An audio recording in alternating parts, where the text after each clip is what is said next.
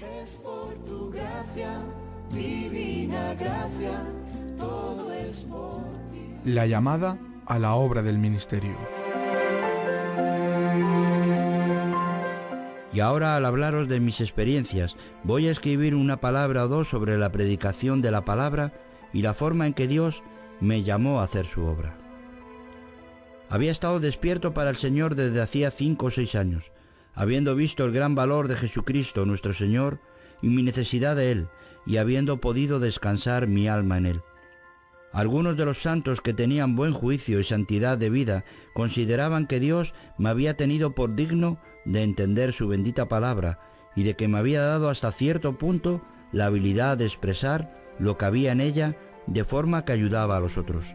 Así que me pidieron que dijera unas palabras de exhortación en una de las reuniones. Al principio esto me parecía imposible de hacer, pero ellos insistieron.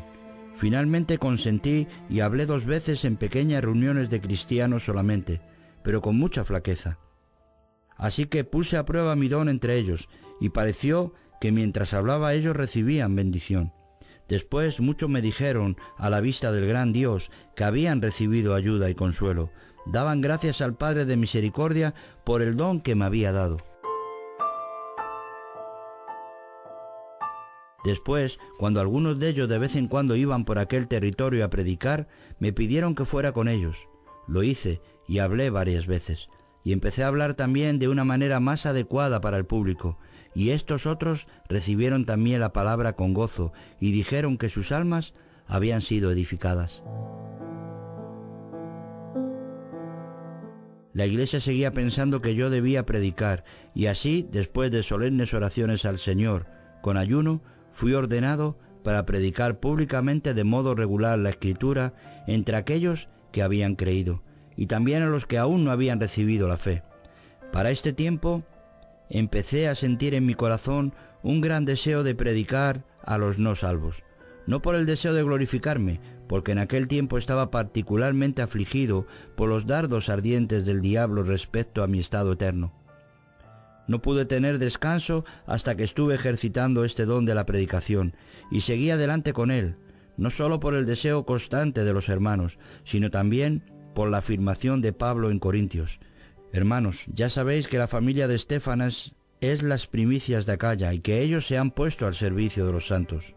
Os ruego que os sometáis a personas como ellos, y a todos los que colaboran y trabajan con ella.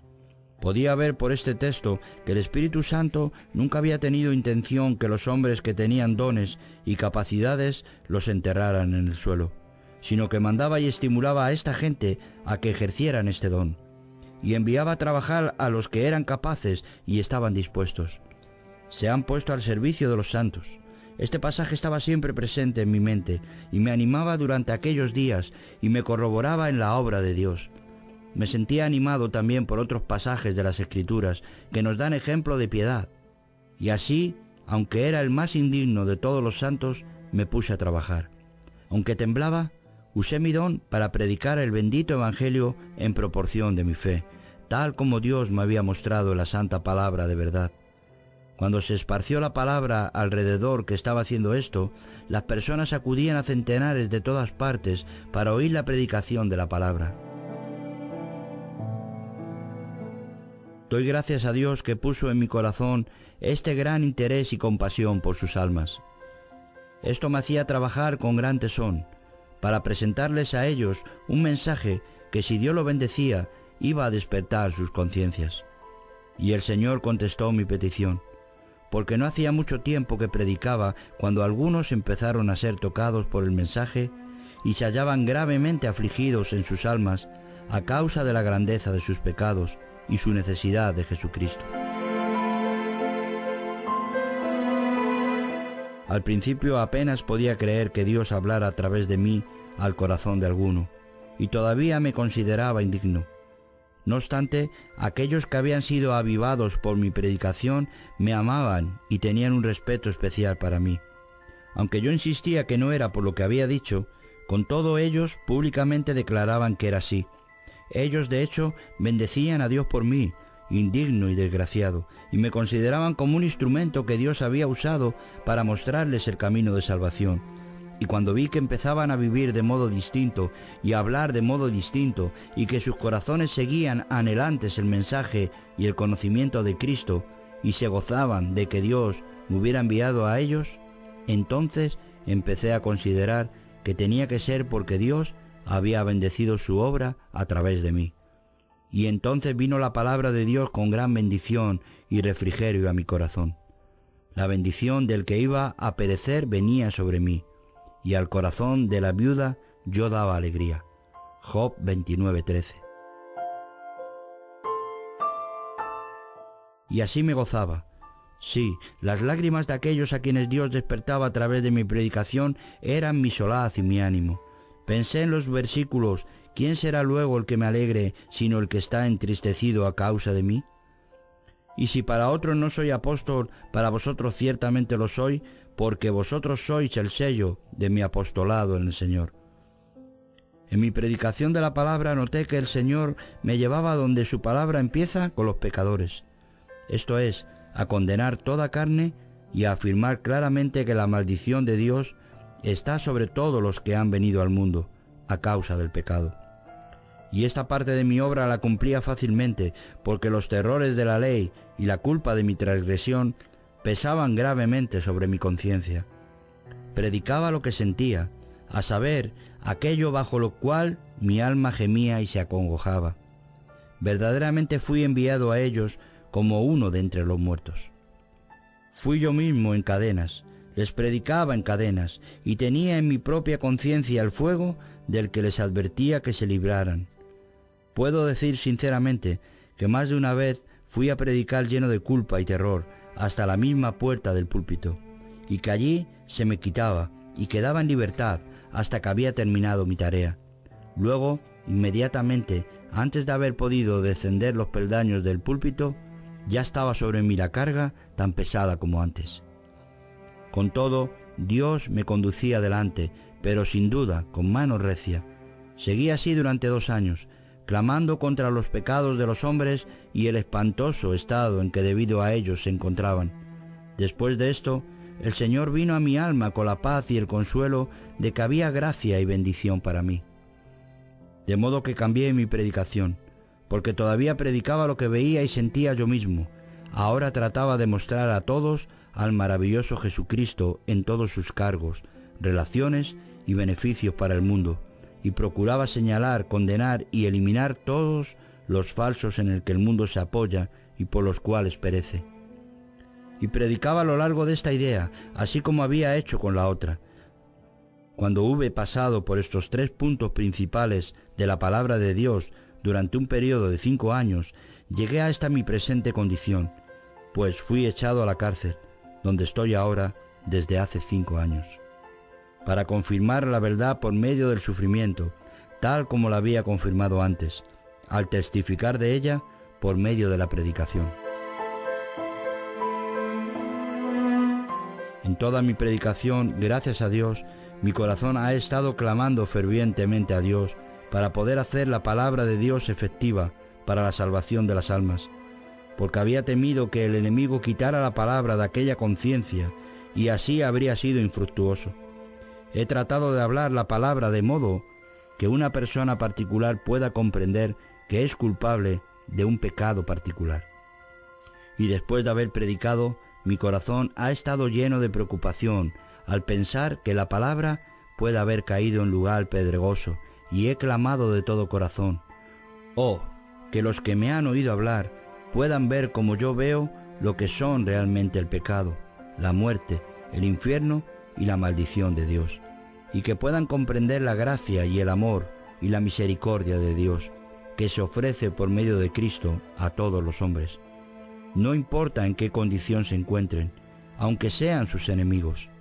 Y con frecuencia le he dicho al Señor que si yo tenía que ser muerto delante de los ojos de ellos, y esto había de servir para despertarlos y confirmarlos en la verdad, que estaba dispuesto de buena gana a que esto sucediera. Especialmente cuando he hablado de la vida que hay en Cristo, sin obras, Me ha parecido a veces como si un ángel, que Dios estuviera detrás de mí animándome. Con gran poder y con evidencia celestial en mi propia alma, he estado trabajando para desplegar esta maravillosa doctrina, para demostrarla y para confirmarla en las conciencias de los que me oían, porque esta doctrina me parecía a mí ser no solo la única verdadera, sino más que verdadera. Cuando fui a predicar la palabra por primera vez a otros lugares, los predicadores regulares por todas partes se me oponían. Yo estaba convencido de que no debía devolver los insultos y los ultrajes, sino que quería ver cuántos de estos cristianos carnales podría convencer de su desgraciado estado, ya que confiaban en la ley y su necesidad de Cristo y de su gran valor, porque pensaba que esto iba a responder por mi honradez cuando vengas a reconocer mi salario. En cuanto a controversias entre los santos, nunca me ha interesado inmiscuirme en estas cosas. Mi trabajo era predicar con toda sinceridad la palabra de fe y la remisión del pecado por la muerte y sufrimientos de Cristo. Las otras cosas las pongo a un lado, porque he visto que provocan contiendas y que Dios no ha mandado que las hagamos, ni que no las hagamos. Mi obra transcurría por otro cauce, y a ella me atengo. Nunca me atreví a usar los pensamientos ni los sermones de otro, aunque no condeno a los que lo hacen, pero por lo que a mí se refiere, lo que he hablado ha sido lo que Dios me ha enseñado por medio de la palabra y por el Espíritu de Cristo, y reivindico con mi conciencia todo lo que he dicho. Diré que mi experiencia tiene más interés en este texto de la Escritura, Gálatas 1, 11 y 12, de lo que muchos se dan cuenta. En otras palabras, el mismo Señor me ha enseñado mucho, y cuando, como a veces ocurre, los que habían sido despertados por mi ministerio, luego se hicieron atrás y recayeron en pecado. Puedo decir verdaderamente que su pérdida fue más terrible para mí que si mis propios hijos, engendrados de mi cuerpo, hubieran dado en la sepultura. Creo que puedo decir esto sin ofensa al Señor, que nada me ha herido tanto de no ser el temor de perder la salvación de mi propia alma. He pensado en mí como teniendo grandes posesiones en los lugares en que nacieron estos mis hijos. Sentí que era más bendecido y honrado por Dios con ellos que si me hubieran hecho emperador del mundo cristiano o el Señor de toda la gloria de toda la tierra, pero me hubieran quitado esta gloria de hacer la obra bendita de Dios. Son verdaderamente maravillosos versículos como: el que haga volver al pecador del error de su camino, salvará de su muerte un alma y cubrirá multitud de pecados. El fruto del justo es árbol de vida, y el que gana almas es sabio. Los entendidos resplandecerán como el resplandor del firmamento, y los que enseñaron a muchos la justicia, como las estrellas a perpetua eternidad. Porque ¿cuál es nuestra esperanza o gozo, o corona que me gloríe? ¿No lo sois vosotros delante de nuestro Señor Jesucristo en su venida? Porque vosotros sois nuestra gloria y gozo.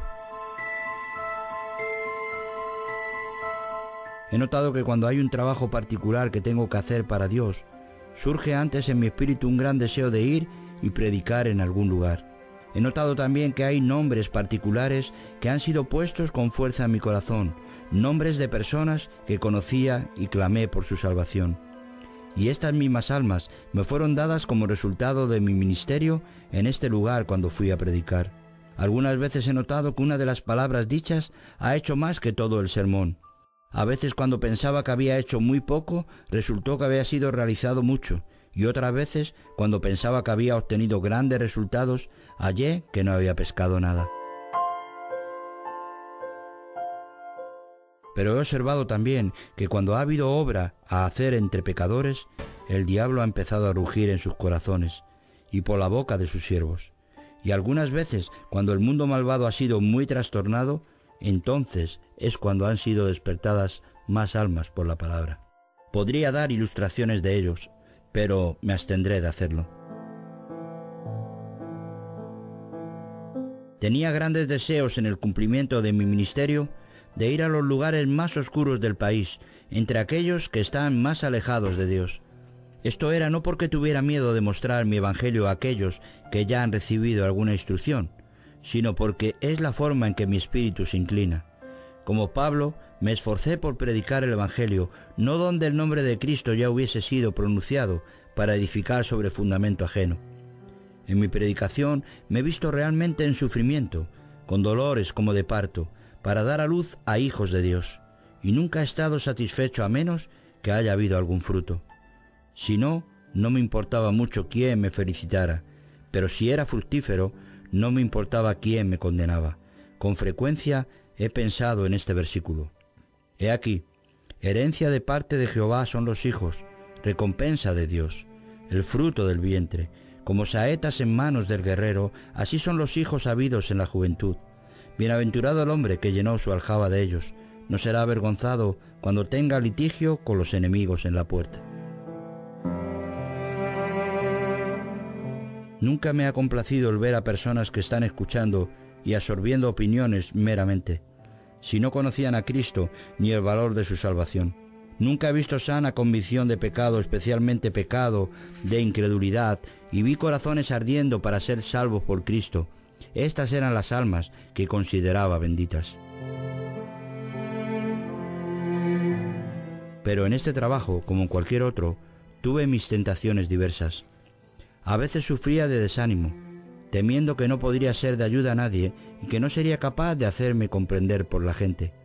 En ocasiones así, he padecido un desmayo extraño que se ha apoderado de mí. En otras ocasiones, cuando estaba predicando, he sido asaltado violentamente con pensamientos blasfemos delante de la congregación. A veces he estado hablando con claridad y gran libertad, cuando de repente todo quedaba en blanco y no sabía decir lo que debía después o cómo debía terminar. Otras veces, cuando iba a predicar sobre alguna porción escudriñadora de la palabra, he encontrado al tentador que me sugería: ¿cómo? ¿Vas a predicar sobre esto? Esto me condena. Tu propia alma es culpable de esto. No debes predicar sobre ello. Si lo haces, debes dejar una puerta abierta para ti, para escapar de la culpa de lo que vas a decir. Si predicas así, pondrás la culpa sobre ti mismo y nunca podrás salir de debajo de ella. Me has tenido de consentir en esas terribles sugerencias, y en vez de ellos, como Sansón, he predicado contra el pecado y la transgresión donde quiera la he encontrado, aunque trajera culpa sobre mi propia conciencia. Muera yo con los filisteos. Dije yo, en vez de hacer componenda respecto a la bendita palabra de Dios, tú que enseñas a otro, ¿no te enseñas a ti mismo? Es mucho mejor traer condenación sobre uno mismo por predicar claramente a otros, que el escaparse encerrando la verdad en la injusticia. Bendito sea Dios por esta ayuda también. He encontrado también en esta bendita obra de Cristo que he sido tentado a sentirme orgulloso, pero el Señor en su preciosa misericordia, en general, me ha preservado de ceder en una cosa así. Cada día he podido ver el mal en mi propio corazón y mi cara ha enrojecido de vergüenza, a pesar de los dones y talentos que me ha dado. Así que he sentido esta espina en la carne por la misma misericordia de Dios para mí. Me ha alcanzado también la palabra con alguna frase aguda y punzante con respecto a la posibilidad de la pérdida del alma a pesar de los dones que Dios ha dado. Por ejemplo, si yo hablara lenguas angélicas, pero no tengo amor, vengo a ser como bronce que resuena o címbalo que retiñe. Un címbalo que resuena es un instrumento musical con el cual una persona diestra puede hacer agradable melodía, de modo que el que lo oye tiene trabajo para abstenerse de bailar. Con todo, el címbalo no contiene vida, y no sale música de él a no ser por la habilidad del que lo toca. El instrumento puede ser aplastado y tirado, aunque en el pasado haya producido música dulce cuando ha sido tocado. Así son todos los que tienen dones, pero no tienen la gracia salvadora. Están en las manos de Cristo como el címbalo estaba en la mano de David, cuando David podía usar el címbalo en el servicio de Dios para elevar los corazones de los que adoraban. Así Cristo puede usar a una persona dotada para afectar a las almas del pueblo en su iglesia. Con todo, cuando las ha usado, puede colgarlas sin vida, como si fueran címbalos que resuenan. Estas consideraciones eran como martillazos sobre la cabeza del orgullo y el deseo de vanagloria. ¿Qué, pensaba yo, ¿Estaré orgulloso porque soy un címbalo que retiñe? ¿Es algo muy importante ser un instrumento musical? ¿No tiene más que todos estos instrumentos en sí la persona que tiene, aunque sea la porción más mínima de la vida de Dios en él? Además, recordaba que estos instrumentos desaparecerían, pero que el amor nunca desaparece. Así que llegué a la conclusión que un poco de gracia, un poco de amor, un poco del verdadero temor de Dios son mejores que todos estos dones. Estoy convencido de que es posible que un alma ignorante, que apenas puede dar una respuesta correcta, tenga 1000 veces más gracia que algunos que tienen dones maravillosos y que pueden expresarse como los ángeles. Percibí que aunque los dones son buenos para realizar la tarea para la que han sido designados, la edificación de los otros, con todo son vacíos y sin poder para salvar el alma a menos que Dios los use. Y el tener dones no es ninguna señal de la relación del hombre con Dios. Esto me hacía ver los dones como cosas peligrosas, no en sí, sino por causa de estos males del orgullo y de la vanagloria que va con ellos. Hinchado por el aplauso de cristianos poco juiciosos, las pobres criaturas que poseen estos dones pueden fácilmente caer en la condenación del diablo. Vi que el que tiene estos dones necesita ser llevado a una comprensión de la naturaleza de ellos, o sea, que demuestran que esta persona es salva, a fin de que no confíe en ellos y se quede corto de la gracia de Dios. Tiene que aprender a andar humildemente delante de Dios, ser poco en su propia opinión y recordar que sus dones no son suyos, que pertenecen a la Iglesia. Por medio de ellos es hecho un siervo de la Iglesia. Tiene que dar al final cuenta de su mayordomía al Señor Jesús, y será algo maravilloso si la cuenta que da de ellos es buena. Los dones son deseables, pero es mejor poseer mucha gracia. Dones pequeños que grandes dones y no poseer gracia. La Biblia no dice que el Señor da dones y gloria, sino que Él da gracia y gloria. Bendito sea aquel a quien el Señor da verdadera gracia, porque ésta es un precursor cierto de la gloria. Cuando Satanás vio que esta tentación no le daba el resultado que esperaba, derrocar mi ministerio haciéndome inefectivo, ensayó otro recurso. Agitó la mente de gente ignorante y maliciosa para llenarme de calumnias y reproches. Todo lo que se podía imaginar el diablo por el país fue lanzado contra mí, pensando el diablo que de esta forma conseguiría que yo abandonara el ministerio. Se empezó a rumorear que yo era un brujo, un jesuita, un salteador de caminos y así sucesivamente. A todo esto solo dije que Dios sabía que era inocente. En cuanto a mis acusadores, que se preparen para encontrarme en el juicio del gran trono del Hijo de Dios. Allí tendrán que responder respecto a estas cosas que han dicho contra mí y del resto de sus iniquidades, a menos, y esto lo deseo de todo corazón, que Dios les conceda arrepentimiento. Se dijo contra mí que con el mayor aplomo yo tenía amancebadas, prostitutas e hijos bastardos. Pero puedo gloriarme en estas calumnias lanzadas sobre mí por el diablo, porque si el mundo no me maltratara, me preguntaría si realmente era un hijo de Dios.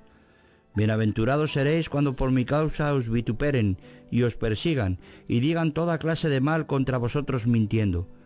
Gozaos y alegraos, porque vuestro galardón es grande en los cielos, porque así persiguieron a los profetas que os precedieron. Estos no me habrían molestado, aunque hubiera habido 20 veces más personas que lo hubieran dicho. Tengo la conciencia limpia, y los que me acusan de mi buena conducta en Cristo falsamente y dicen mal de mí, son los que tendrán que avergonzarse. Ahora pues, ¿qué diré sobre los que me han salpicado? ¿Los amenazaré? ¿Los adularé? ¿Los halagaré para que se callen la boca? No, eso no lo haré yo. De no ser por el hecho de que con ellos acrecientan su propia condenación, al decir estas cosas, ya pueden seguir haciéndolo por mí. Yo haría una orla con estas calumnias. En mi porción, por la profesión cristiana, el ser vilipendiado, calumniado, zaherido, apostrofado, como estas cosas falsas, me gozo en los reproches por amor a Cristo.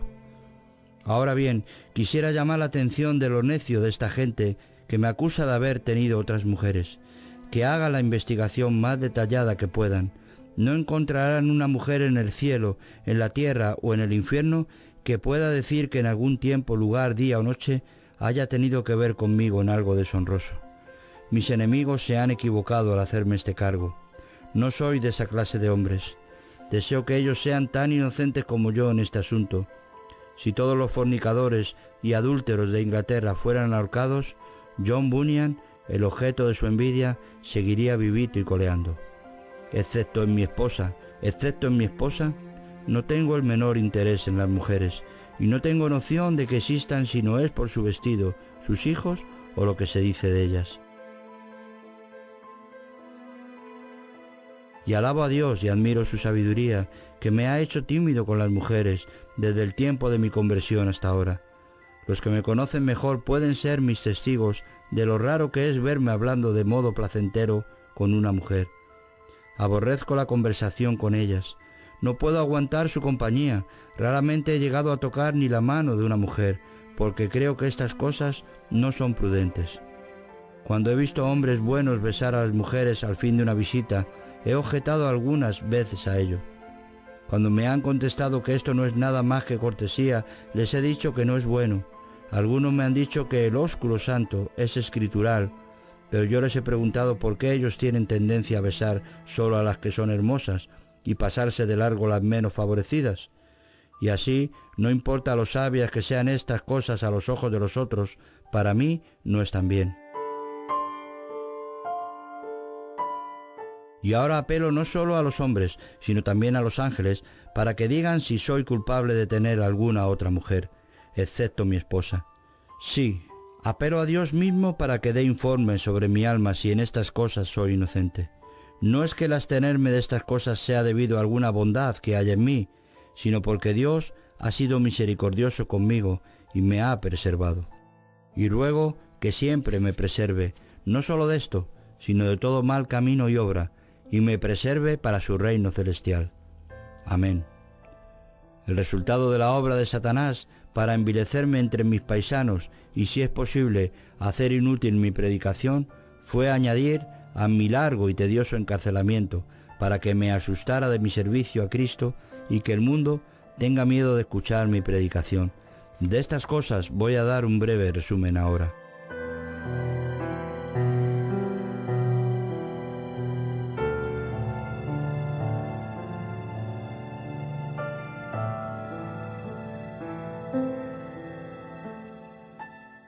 Breve resumen del encarcelamiento del autor.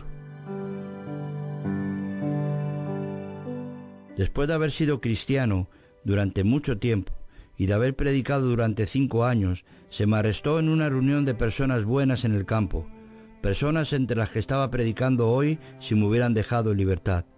Se me llevaron y me presentaron ante un juez. Ofrecí dejar una garantía de que me presentaría a la sesión en que me llamaran, pero me arrojaron a la cárcel, porque los que estaban dispuestos a dejar el depósito por mí no estaban dispuestos a dar garantía de que yo no iba a predicar más a la gente. En la sesión que tuvo lugar después, fui acusado de haber dado pie a asambleas ilegales y de no conformarme al culto nacional de la Iglesia de Inglaterra. Los jueces decidieron que la forma clara en que me expresaba ante ellos era prueba bastante, y me sentenciaron a cadena perpetua, puesto que me negué a conformarme a no hacerlo más. Así que me entregaron al carcelero y me enviaron a la cárcel, donde llevo ahora 12 años, esperando ver qué es lo que Dios les permitirá a esta gente hacer conmigo. En esta condición he hallado mucho contento por medio de la gracia, de modo que mi corazón ha dado muchas vueltas y revueltas, motivadas por el Señor, Satán y mi propia corrupción. Después de todas estas cosas, gloria sea dada a Jesucristo. He recibido también mucha instrucción y comprensión. No hablaré en detalle de estas cosas, pero daré por lo menos una indicación o dos para que puedan estimular a las personas pías a bendecir a Dios y orar por mí y a recibir ánimo, caso de que se encuentren en necesidad de Él, y no temer lo que les pueda hacer el hombre. Nunca antes había visto tan clara la palabra de Dios. Pasajes de la Escritura en que no veía nada particular antes han resplandecido de luz para mí en este lugar. Además, Jesucristo nunca ha sido más real para mí que ahora. Aquí le he visto y sentido verdaderamente. No hemos seguido fábulas ingeniosamente inventadas. Y el que Dios levantó a Cristo de los muertos y le dio gloria para que vuestra fe y esperanza puedan ser en Dios, han sido porciones benditas para mí en este encarcelamiento. Quisiera decir también que Juan 14 del 1 al 4, Juan 16, 33, Colosenses 3, 3 y 4 y Hebreos 12 del 22 al 24 han sido causa de mucho refrigerio para mí aquí. Algunas veces, cuando han estado mucho en mi corazón, me ha sido posible reírme de la destrucción y no temer ni al caballo ni al jinete. He tenido visiones dulces en este lugar sobre el perdón de mis pecados y mi estancia con Jesús en el otro mundo. Oh, el monte de Sión, la Jerusalén celestial, la asamblea de los ángeles, Dios, el juez de todos, los espíritus de los justos, hechos perfectos, y Jesús. Hebreos 12 del 22 al 24. Cuán dulce han sido para mí en este lugar estas palabras. He visto cosas aquí que estoy seguro que nunca voy a poder expresar en absoluto. Y he visto la verdad de esta escritura, a quien amáis sin haberle visto, en quien creyendo, aunque ahora no lo veáis, os alegráis con gozo inefable y glorioso. Nunca supe antes lo que era realmente que Dios estuviera a mi lado en todo tiempo. Tan pronto como se presentaba el temor, tenía apoyo y ánimo. Algunas veces cuando me asustaba de mi propia sombra, estando lleno de temor, Dios ha sido muy tierno para mí y no ha permitido que Satanás me molestara, sino que me ha dado un pasaje tras otro de la Escritura para fortalecerme contra todo. He dicho con frecuencia, si fuera posible, pediría más tribulación por el mayor consuelo que resulta de ella. Antes de venir a la prisión ya veía lo que iba a ocurrir y había dos cosas que me pesaban en el corazón. La primera era la posibilidad de encontrar la muerte si esta era mi porción. Colosenses 1:11 me ayudó grandemente en este punto a pedir a Dios ser fortalecido con todo poder, conforme a la potencia de su gloria, para toda paciencia y longanimidad, con gozo. Durante por lo menos un año antes de estar en la cárcel, apenas podía orar sin que este pasaje se presentara en mi mente y me persuadiera de que si tuviera que pasar por sufrimiento largo, necesitaría paciencia, sobre todo si tenía que sufrirlo con gozo.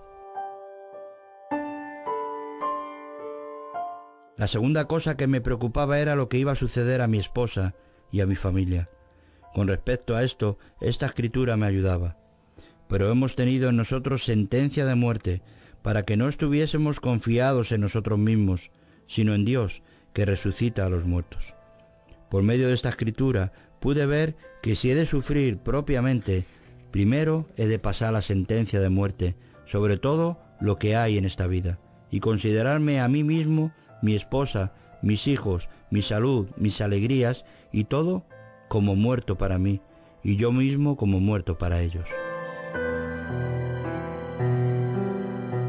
Vi además, como dice Pablo, que el modo de no desmayar es no poniendo nosotros la mira en las cosas que se ven, sino en las que no se ven, pues las cosas que se ven son temporales, pero las que no se ven son eternas. Razoné del siguiente modo: si hago cuenta de que solo me van a meter en la cárcel, puede que me azoten, y si hago cuenta de estas dos cosas, no estoy preparado para que me destierren. Si decido que pueden desterrarme, puede resultar que me ahorquen, y entonces no he provisto bastante. Así que vi que la mejor manera de atravesar los sufrimientos es confiar en Dios por medio de Cristo respecto al porvenir y contar con lo peor aquí. Y considerar que la tumba era mi casa y hacer la cama en las tinieblas. Esto me ayudó, pero yo soy un hombre de muchas flaquezas.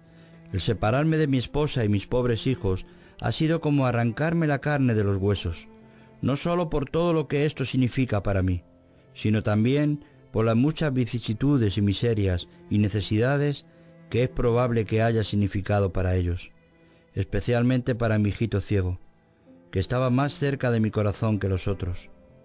Oh, cómo me han partido el corazón los pensamientos que han cruzado por mi mente sobre las penalidades que mi hijo habrá sufrido. Pobre niño, pensé, qué penas y aflicciones van a ser tu porción en este mundo. Probablemente te van a maltratar, tendrás que pedir limosna y pasar hambre, frío, desnudez y 1000 otras calamidades, a pesar de que no pueda resistir la idea de que ni el viento te dé en la cara. Pero debo dejarlo todo en las manos de Dios, aunque me mata al tener que dejarte. Vi que era como un hombre que está derribando su casa sobre la cabeza de su mujer y sus hijos, y con todo pensé, has de hacerlo, has de hacerlo. Y pensé en las 2 vacas que criaban, que fueron uncidas al carro del arca, aunque dejaron encerrados en casa sus becerros.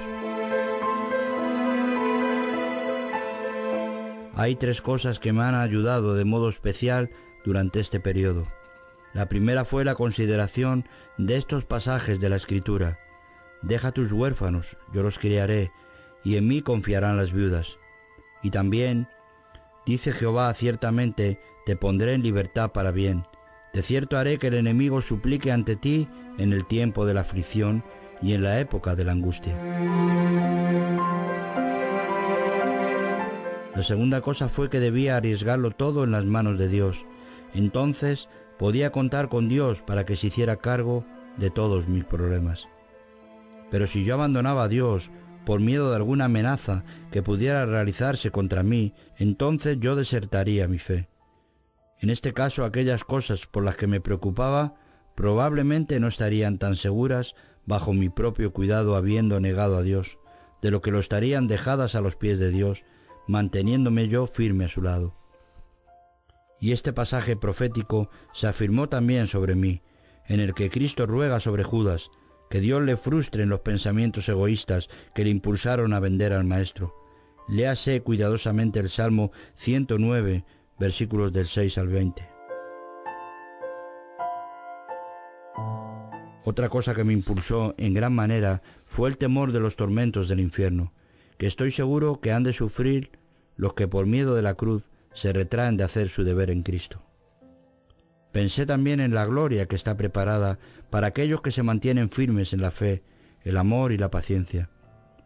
Estas cosas, digo, me han ayudado cuando me abrumaban los pensamientos de la desgracia que iban a caer sobre mí y sobre los míos a causa de mi amor a Cristo.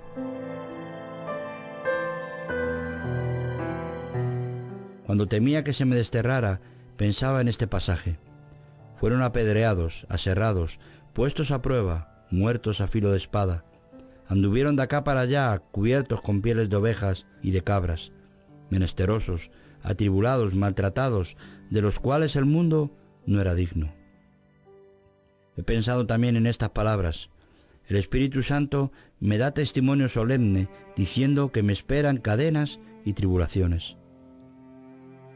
Me he imaginado con frecuencia lo que iba a ser el destierro, que estas personas expuestas al hambre, al frío, a los peligros, a la desnudez, a los enemigos y a 1000 calamidades, y que al final mueren en una cuneta como oveja abandonada. Pero doy gracias a Dios que hasta ahora no me han ablandado todos estos temores, sino que he procurado buscar a Dios a causa de ellos. Dejadme que os cuente una cosa interesante que me sucedió. Estaba una vez en una condición especialmente triste durante varias semanas. Era solo un preso bisoño en aquel tiempo y no conocía las leyes, y pensaba que era probable que mi encarcelamiento terminara en la horca. Durante todo este tiempo, Satanás estaba abofeteándome y me decía, si vas a morir, ¿qué te pasará si es que no disfrutas ahora con las cosas de Dios y no tienes evidencia por tus sentimientos de que vas a ir al cielo? Verdaderamente en aquellos momentos todas las cosas de Dios parecían escondidas y ocultadas de mi alma. Esto me molestó terriblemente al principio, porque pensaba que en la condición en que me hallaba no estaba preparado para morir, y si estaba tan asustado que me caía de la escalera al subir a la horca, iba a dar mucha ocasión al enemigo de reprochar el camino de Dios y la pusilanimidad de los suyos. Estaba asustado de pensar que podía morir con la cara pálida y las rodillas temblando. Así que le pedí a Dios que me consolara y me diera fuerza para todo lo que pudiera venir. Pero no vino ningún consuelo, y todo siguió tan oscuro como antes. En estos días estaba obsesionado con la idea de la muerte, que me sentía subiendo la escalera con la soga alrededor del cuello. Solo esto me servía de ánimo, que pudiera tener una última oportunidad de hablar a una gran multitud que yo pensaba vendría a ver cómo me ahorcaban. Y pensé, si ha de ser, Dios convertirá a alguna alma con mis últimas palabras, y no habré tirado mi vida en vano. Todavía persistió siguiéndome el tentador y me decía, ¿a dónde irás cuando mueras? ¿Qué será de ti? ¿Qué evidencia tienes de que hay cielo y gloria y heredad para los que son santificados? Así que estaba siendo echado de acá para allá durante muchas semanas y no sabía qué hacer, pero al fin esta consideración hizo sentir su peso sobre mí, y fue que era por la palabra y el camino de Dios que estaba decidido a no apartarme de ella el grosor de un cabello. Decidí también que Dios podía escoger si quería darme consuelo ahora o a la hora de la muerte. Pero yo no tenía opción con respecto a si quería ratificarme en mi profesión o no. Yo estaba atado, Él era libre. El defender su palabra era mi deber, tanto si Él quería mirarme con misericordia para salvarme al final, como si no. Seguiré adelante, me dije a mí mismo, y arriesgaré mi estado eterno en Cristo, tanto si lo siento aquí como si no. Si Dios no me da gozo, pensé, entonces saltaré la escalera, con los ojos vendados a la eternidad, me hunda o no me hunda, venga el cielo o el infierno. Señor Jesús, si me recoges bien, si no me arriesgaré en tu nombre de todas formas. Apenas hube hecho esta resolución, que vino a mi pensamiento la palabra, ¿acaso teme Job a Dios de balde? Fue como si el acusador hubiera dicho, Señor, Job no es un hombre recto, te está sirviendo por lo que saca. Tú le has dado todo lo que quiere, pero si tú le tratas con mano dura y le quitas lo que tiene, te maldecirá a la cara. Bueno, pensé, entonces la señal de que un alma es recta tiene que ser que está en el camino del cielo para servir a Dios, aun cuando se le quita todo lo que tiene. El hombre verdaderamente piadoso servirá a Dios por nada antes que renunciar a hacerlo. Bendito sea Dios. Entonces empecé a tener esperanza de que realmente tenía un corazón recto, porque había resuelto, si Dios me daba fuerzas, a no negar nunca a mi Señor, aunque no consiguiera nada con ello. Y mientras estaba pensando esto, Dios puso en mi pensamiento el Salmo 44. Entonces mi corazón se llenó de consuelo y no se habría querido dejar perder esta prueba. Todavía me siento consolado siempre que pienso en ello. Y bendeciré a Dios para siempre por lo que me ha enseñado a partir de esta experiencia. Hay naturalmente otras cosas en las relaciones de Dios conmigo, pero de los despojos y botín de las batallas, esto había consagrado yo a reparar la casa de Jehová.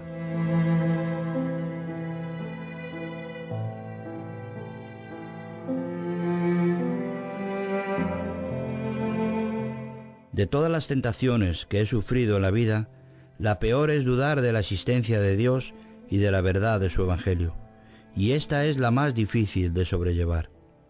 Cuando viene esta tentación, se me hunden los cimientos, y la tierra huye debajo de mis pies. He pensado con frecuencia en esta palabra. Si se socavan los fundamentos, ¿qué podrá hacer el justo? Algunas veces cuando he pecado y he esperado un gran castigo de la mano de Dios, en vez de ello, he hecho nuevos descubrimientos de su gracia. Algunas veces cuando he experimentado la paz de Dios, he visto que era un necio por haberme hundido en la tribulación. También a veces, cuando me he hallado en medio de la tribulación, me he preguntado si debería dejar que se me consolara, porque estas dos cosas han sido una bendición para mí. Me parece muy extraño que aunque Dios a veces visita mi alma con cosas verdaderamente benditas, con todo, a veces, después, durante horas, me he sentido rodeado por una oscuridad tal que no puedo ni aún recordar cuál era el consuelo que había sido refrigerio para mí un poco antes. A veces he sacado tanto de mi Biblia que apenas puedo sacar ni una gota de refrigerio de ella, aunque lo he buscado con afán. De todos los temores, los mejores son los que son causados por la sangre de Cristo. Y de todos los goces, los más dulces son los que se mezclan con lamentos sobre Cristo.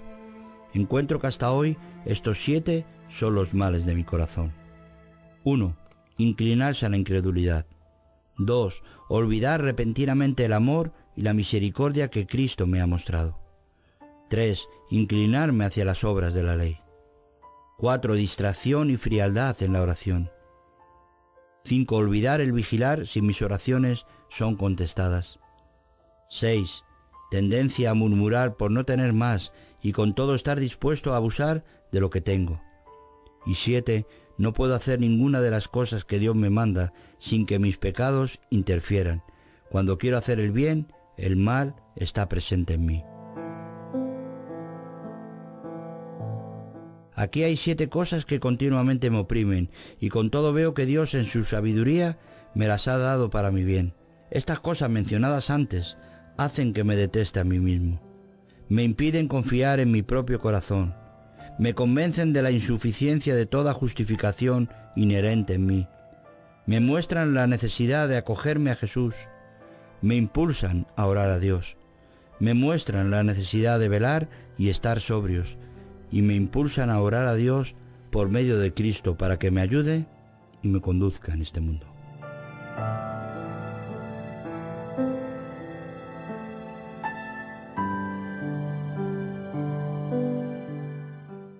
Relato que continúa la vida de Bunyan, empezando donde él lo dejó y concluyendo con el momento de su muerte y su entierro. Querido oyente, el autor de este libro, sufrido y diligente, te ha relatado ya fielmente su vida en los días de su juventud y edad adulta en su peregrinaje en esta tierra. Pero hay mucho de la última parte de su vida que nunca consignó por escrito, sea por falta de tiempo o quizá por miedo de que algunos dijeran que intentaba conseguir alabanzas de los hombres. Así que, siendo yo un verdadero amigo y desde muchos años conocedor de Juan Bunyan, y después de haber leído lo que otros han escrito sobre él, voy a dar cuenta, lo mejor que pueda, de este último periodo, lo cual hay que añadir a lo que ya se ha dicho. Él ya te ha contado respecto a su nacimiento y educación y malos hábitos cuando joven, las tentaciones con las que tuvo que luchar tan frecuentemente y las misericordias y liberaciones que recibió. Te ha dicho cómo empezó a predicar el evangelio de las calumnias y cárceles que sufrió, y del progreso que hizo con la ayuda de Dios, con lo que, sin duda, salvó muchas almas. Ahora voy a seguir a partir de aquí.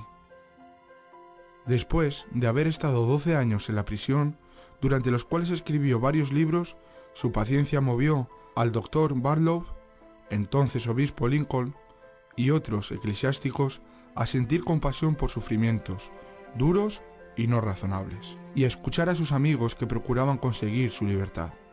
Y así fue que finalmente se le dejó en libertad. De otro modo, probablemente habría muerto allí, a causa de las terribles condiciones en que se hallaba. Puesto en libertad, fue a visitar a aquellos que habían sido un consuelo para él en su tribulación, y les dio las gracias por sus bondades y amor, y les animó a seguir su ejemplo, si les ocurriera a ellos hallarse en una aflicción o pena semejante, el sufrir pacientemente por una buena conciencia y por amor de Dios. Elevó a muchos cuyo espíritu había empezado a hundirse por temor al peligro que los amenazaba, de modo que la gente halló una maravillosa consolación en sus palabras y sus amonestaciones. Tan pronto como pudo, los congregó, aunque se hallaba vigente y era vigilada la ley contra estas reuniones, y los alimentó con la sincera leche de la palabra, para que pudieran crecer en la gracia. Y si algunos eran echados en la cárcel por predicar, él cuidaba de conseguir auxilio para ellos. Cuidaba mucho de visitar a los enfermos, y los corroboraba contra las sugerencias del tentador, que en aquellos tiempos eran muy fuertes, de modo que ellos tuvieron causa de bendecir a Dios para siempre, porque Dios había puesto en su corazón el rescatarlos del poder del león rugiente que procuraba devorarlos. Ni se ahorró trabajos o penalidades para llegar a los lugares más remotos donde sabía o pensaba que había personas que estaban en necesidad de su ayuda. Algunos con burla le llamaban el obispo Bunyan, por los 2 o 3 largos viajes que hacía cada año.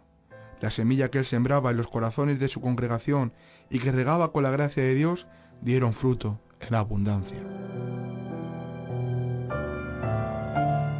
Otra parte de su ministerio fue reconciliar las diferencias, con lo cual impedía mucho daño y salvaba a muchas familias de la ruina. Siempre que se encontraba con esta necesidad, estaba inquieto hasta que podía encontrar manera de hacer una reconciliación y ser un pacificador, porque hay una bendición prometida a los tales en las Sagradas Escrituras. De hecho, era mientras estaba en una de estas misiones que depuso su vida, como veremos al poco. Cuando inesperadamente se dio libertad de conciencia, vio al instante que no había ningún cambio real con respecto a los disidentes, que ahora, de súbito, estaban libres de las persecuciones que habían sufrido durante tanto tiempo, aunque ahora, en un sentido, estaban en la misma posición que la Iglesia de Inglaterra. Los romanistas estaban socavando la Iglesia de Inglaterra y se pensaba que dando libertad a los disidentes, esto ayudaría a la situación. Pero cuando hubieran conseguido su propósito, ellos no habrían estado mejor que antes. El señor Bunyan aceptó contento la libertad y sacó provecho de ella, pero se movió con precaución y santo temor, orando con fervor para que las dificultades inminentes que veía cernirse sobre las cabezas de la nación a causa de sus pecados fueran abatidas un tanto, y que la nación no fuera barrida por la ira de Dios. Había tantas personas que venían a escucharle que se habló de edificar una casa de reunión, y todos hicieron su contribución voluntaria con alegría y prontitud. Cuando el lugar fue edificado, se llenó tanto que muchos tuvieron que quedarse fuera, aunque era un edificio muy grande, porque todos trataban de conseguir su instrucción y mostrar su buena voluntad hacia él, estando presentes en la apertura. Y allí vivió en Bedford, con mucha paz y quietud de la mente, contentándose con lo poco que Dios le había dado y absteniéndose de todo empleo secular a fin de poder seguir su vocación del ministerio. Dios dijo a Moisés: el que hizo los labios y el corazón puede dar elocuencia y sabiduría.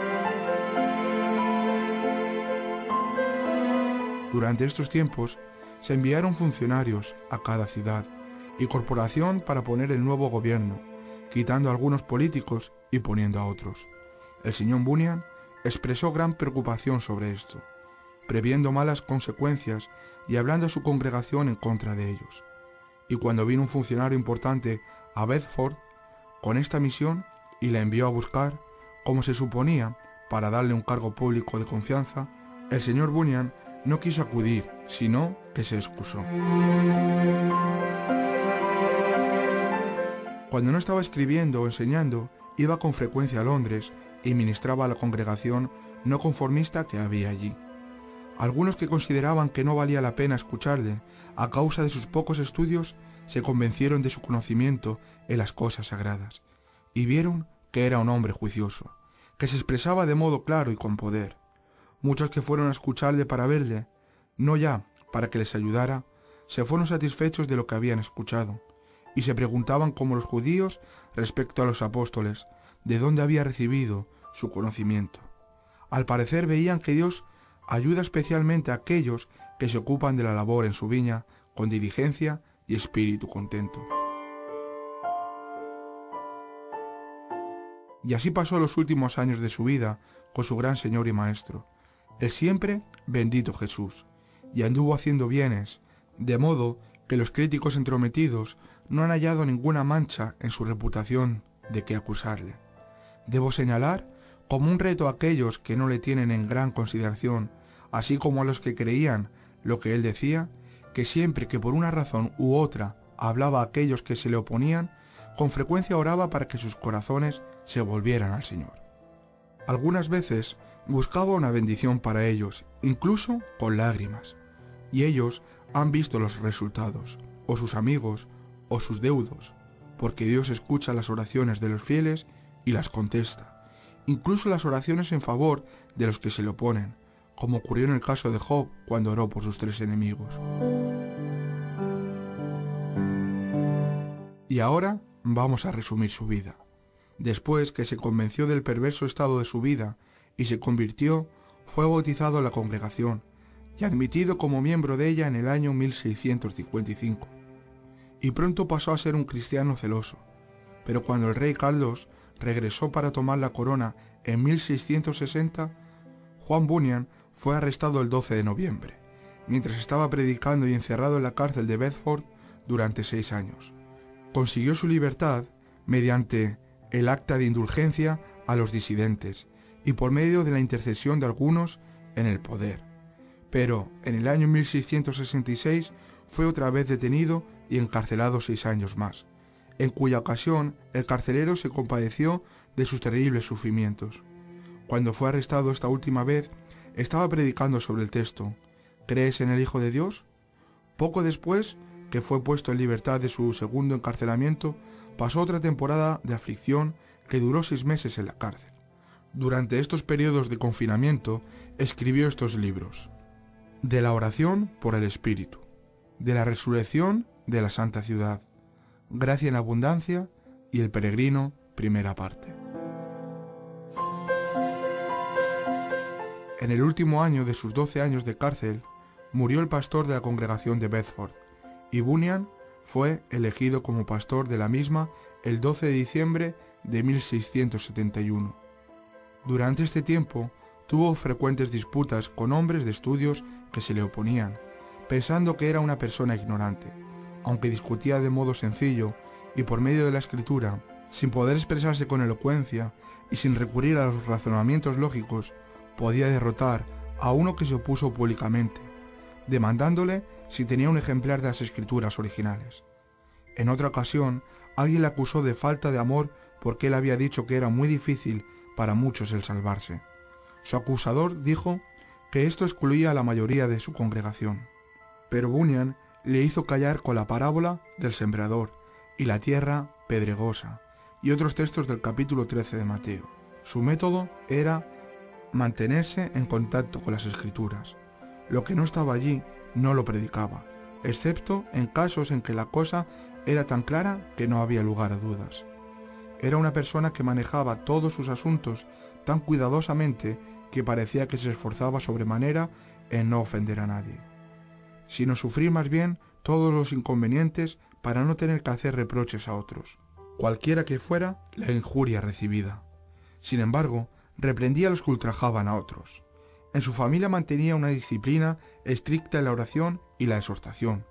Sus esfuerzos recibieron gran bendición, de modo que su esposa, como dice el salmista, fue como una parra plantada junto a la casa, sus hijos como olivos plantados alrededor de la mesa, porque bendito es el hombre que teme al Señor.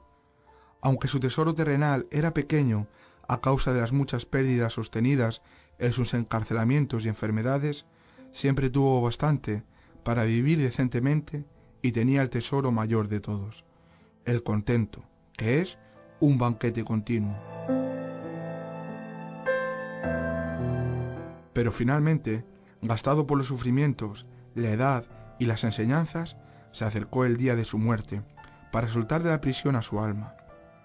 Sucedió que un vecino del señor Bunyan, un joven, se hallaba bajo el desagrado de su padre y había oído que su padre tenía la intención de desheredarle, y pidió al señor Bunyan que hablara con su padre, y él, siempre deseoso de hacer algún bien a otros, fue. Cabalgó hasta Reading, en Berkshire, y allí usó argumentos convincentes contra la ira y la pasión, y en favor del amor y la reconciliación, y así el padre fue ablandado, y deseaba ver a su hijo.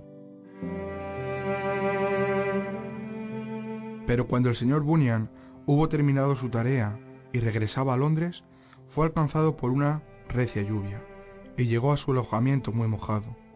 Al poco se puso enfermo con una fiebre violenta. Lo llevó todo con mucha paciencia y dijo que no deseaba otra cosa que estar con Cristo, y que este suceso sería para él una gran ganancia. Vio que se moría y puso en orden su mente y los asuntos tan bien como pudo en vista de lo corto del tiempo y la violencia de su enfermedad. Entregó su alma a las manos de su misericordioso Redentor, siguiendo al peregrino desde la ciudad de destrucción a la nueva Jerusalén, porque había estado ya allí en sus visiones y sus deseos. Después de 10 días de enfermedad, murió en la casa del señor Straddock, un tendero en la Estrella, en una de las parroquias de Londres, el 12 de agosto de 1678, a la edad de 60 años. Fue enterrado en un cementerio nuevo, cerca de los terrenos de la artillería. Allí descansa su cuerpo hasta la mañana de la resurrección, cuando habrá un glorioso despertar de la gloria y a la felicidad. No habrá más tribulaciones ni más penas para él, y todas sus lágrimas serán enjugadas. Allí los justos pasarán a ser miembros de Cristo, su cabeza, y reinarán con él como reyes y sacerdotes para siempre. Dios derramó su gracia. Gracia abundante para el mayor de los pecadores, de Juan Bunyan.